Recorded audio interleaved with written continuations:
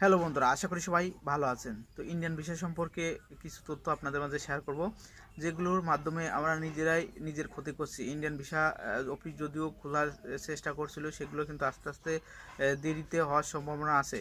কারণ গতকালকে কিন্তু ইন্ডিয়ান হাই কমিশনার ঘিরে বিক্ষোভ করেছে অনেকেই। তো তারা কিন্তু ভারতে যায় কি যায় না সেটা জানে না, তবে ইন্ডিয়ান হাই কমিশনার ঘিরে বিক্ষোভ হয়েছে, যার কারণে কিন্তু গত বৃহস্পতিবার হঠাৎ করেই এম্বাসি বন্ধ করে দিয়েছে 12টার পর।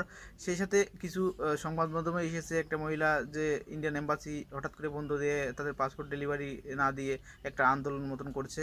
তো নিজেদের ক্ষতি নিজেরাই করছি। তো এরকম সমস্যা হলে আপনার এম্বাসিগুলো কিভাবে খুলবে? এম্বাসির উপর হামলা হলে এম্বাসি খোলার প্রশ্ন আসে না। যেহেতু ভারতের মধ্যে বাংলাদেশের চুক্তি ছিল, সেগুলো এখন নেই। পরবর্তীতে বাংলাদেশের নতুন সরকার গঠন হয়েছে, যার কারণে বর্তমানে ভিসা সেন্টারগুলো বন্ধ আছে অনির্দিষ্টকালের জন্য, শুধুমাত্র পাসপোর্টগুলো ডেলিভারি দিচ্ছে। তবুও হঠাৎ হঠাৎ আন্দোলন হচ্ছে, ইন্ডিয়ান পণ্য বয়কট করছে অনেকেই। ইন্ডিয়ান ব্যবসা সেবারও অনেকেই আন্দোলন করছে, ইন্ডিয়ান হাই কমিশনের উপরে অনেকেই বিক্ষোভ করছে। যার কারণে কিন্তু তারা বাধ্য হচ্ছে ইন্ডিয়ান ভিসা দিতে। কারণ ইন্ডিয়ান ভিসার মাধ্যমে বাংলাদেশের প্রায় 60% লোক ট্যুরিস্ট ভিসা নিয়ে ভারতে যায় এবং 30% লোক চিকিৎসা করতে যায়, 10% অন্যান্য কারণে কিন্তু ইন্ডিয়ায় যায়। তো ইন্ডিয়ান যেমন লাভ হচ্ছে, তেমন বাংলাদেশের কিন্তু অনেক লাভ হচ্ছে, ভ্রমণ ট্যাক্সগুলো পাই।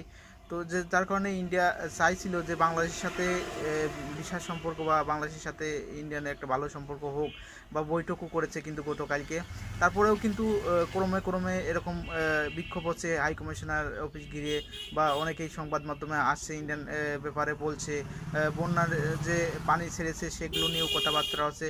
সব মিলিয়ে যে ইন্ডিয়ান ভিসা এম্বাসি খোলার একটা সিস্টেম করবে, তেমন কিন্তু হচ্ছে না। আস্তে আস্তে ইন্ডিয়ার বিপক্ষে চলে যাচ্ছে বাংলাদেশ। বাংলাদেশ কিন্তু সব কিছু বয়কট করছে, ইন্ডিয়ান পণ্যগুলোতে ঝামেলা করছে, বয়কট করছে। তো যার কারণে এই সব সমস্যা। তো ইন্ডিয়ান ভিসা অফিসগুলো আপনার খোলার চেষ্টা করলেও কিন্তু তারা খুলতে পারছে না, কারণ তাদের কিন্তু নিরাপত্তার ব্যাপার স্যাপার আছে। যে আপনার ইন্ডিয়ান এম্বাসি আবেদন গ্রহণ করবে, তাদের নিরাপত্তা জোরদার না করলে কিভাবে গ্রহণ করবে? তাদের যদি উপরে হামলা হয়, অনেকের পাসপোর্ট নিয়ে তারা যদি নষ্ট করে বা আটকায় ফেলে, তাহলে তো সমস্যা। যার কারণে ইন্ডিয়ান এম্বাসিগুলো আবেদন গ্রহণ করাতে একটু দেরি লাগতে পারে, কারণ সুষ্ঠু নিরাপত্তা না দিলে, কঠোরভাবে নিরাপত্তা না দিলে কিন্তু এম্বাসি কখনোই খোলার সম্ভাবনা নেই। যদিও বাংলাদেশের সাথে কাজ করতে চায় ভারত সকল বিষয় নিয়ে, ভালো সম্পর্ক করতে চায়।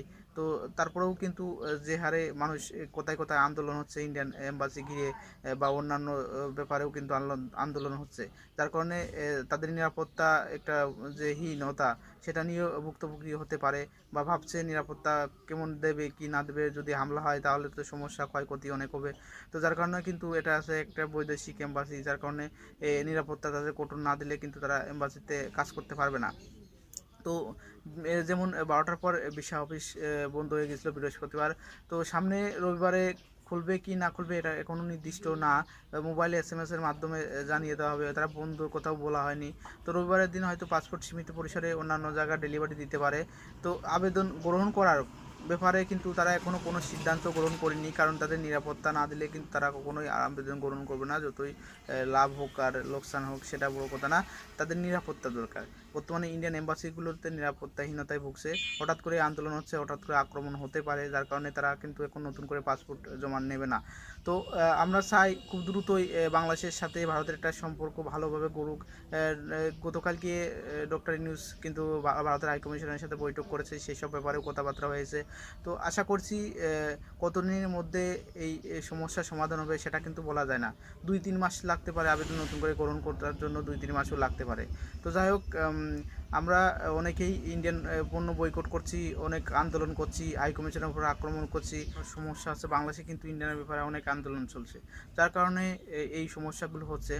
তো হয়তো এগুলো সুষ্ঠুভাবে একটু সুষ্ঠু হতে, কোথায় কোথায় আন্দোলন হচ্ছে অনেক জায়গা, তো সুষ্ঠু হতে একটু টাইম লাগবে।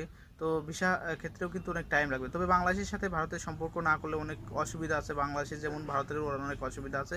তো আমরা যারা ইন্ডিয়া ভ্রমণ পেয়াসী বা ইন্ডিয়া চিকিৎসা করতে যাই, তারা আশা করি যে খুব দ্রুত এটি সমাধান হোক, আবার নতুন করে আবেদন গ্রহণ করুক, পাসপোর্ট ভিসা দিক, এমনটাই আমরা চাই। তো যাই হোক, ভিডিওটি যদি আপনাদের ভালো লাগে লাইক কমেন্ট শেয়ার করবেন এবং আমার চ্যানেলটি সাবস্ক্রাইব করবেন।